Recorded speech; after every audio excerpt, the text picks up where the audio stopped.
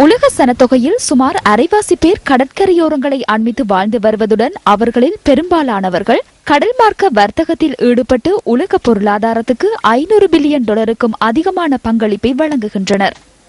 இலங்கையில் உள்ள 2,50,000 மீனவர்களும் அவர்களின் குடும்பத்தினரும் இந்த சமுத்திரத்தையே தங்கி வாழ்ந்து வருகின்றனர். 2013ஆம் ஆண்டில் 246 மில்லியன் அமெரிக்க டாலர் ஏற்றுமதி வருவாயை கடற்றொழில் ஈட்டிக் கொடுத்துள்ளமையும் குறிப்பிடத்தக்கது. அது மாத்திரமன்றி பல நூற்றுக்கணக்கான சுற்றுலா பயணிகள் இலங்கையின் அழகிய ரம்மியமான கடற்கரையோரங்களின் பால் ஈர்க்கப்பட்டு இங்கு வருவதுடன் பெருமளவான வெளிநாட்டு வருவாயும் இதன் மூலம் கிட்டுகின்றது. இருந்த போதிலும் உள்நாட்டு மற்றும் சில சர்வதேச நாடுகளில் நடைமுறையில் உள்ள ஒழுங்குமுறைகள் எமது கடல் வளத்திலும் சுற்றுச்சூழலிலும் பாதகமான தாக்கத்தை ஏற்படுத்துகின்றன. காலநிலை மாற்றம் மற்றும் இந்து சமுத்திரத்தில் அதன் தாக்கம் என்பன தொடர்பில் நாரா நிறுவனத்தின் சமுத்திரவியல் பிரிவின் பிரதம ஆய்வாளர் டாக்டர் கே அருளானந்தன் எமக்கு இவ்வாறு விளக்கமளிக்கின்றார். So what we are seeing is that predicting and is that the potential fish catch. காலநிலை மாற்றம் மற்றும் அதன் தாக்கம் இந்து சமுத்திரத்தின் உயிரியல் பல்வகைமையில் குறைவை ஏற்படுத்தும்.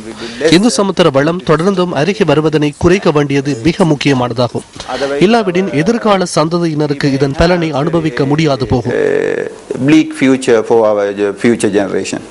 காலநிலையை தீர்மானிப்பதில் சமுத்திரம் பெரும் பங்கினை வகிப்பதை கடந்த நாட்களாக நிலவும் வானிலை மூலம் தெளிவாக அறிந்து கொள்ள முடிகின்றது. The recent studies indicates that it is a Sri Lankan dome, a pool of water. அண்மையில் மேற்கொள்ளப்பட்ட ஆய்வின் பிரகாரம் நாட்டின் கிழக்கு கரையோர பகுதிகளில் காணப்படும் ஸ்ரீலங்கன் டோம் எனப்படும் நீர்த்தொகுதி காலநிலையையும் பருவக்காற்றையும் ஒழுங்குபடுத்துகின்றது.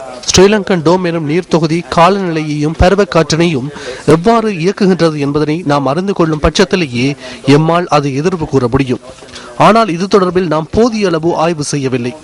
இந்து சமுத்திர நாடுகள் ஒன்றிணைந்து இது குறித்து ஆராய்ந்து காலநிலையிலும் பருவக்காற்றிலும் அதனுடைய தாக்கம் தொடர்பில் எதிர்ப்பு கூறலாம்.